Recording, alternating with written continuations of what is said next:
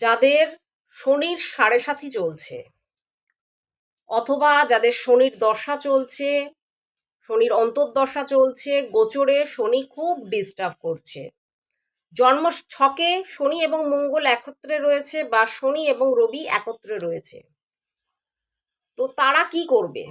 প্রত্যেক শনিবার দিনকে তারা সর্ষের তেল নেবে, সর্ষের তেলের মধ্যে ময়ূরের পালক দিয়ে রাখবে। এটা তারা প্রত্যেক শনিবার দিনকে করবে। তো তোমরা নিজেরাই দেখতে পাবে যে আস্তে আস্তে জীবন কিরকম পরিবর্তন হয় এবং যে বাধা বিঘ্নগুলো চলছে সেই বাধা বিঘ্নগুলো কিরকম ভাবে কাটে।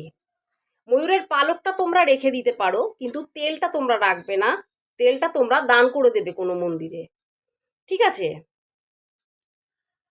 এবং প্রত্যেক শনিবারে তেল নেবে, তার মধ্যে ময়ূরের পালক ডুবিয়ে রাখবে।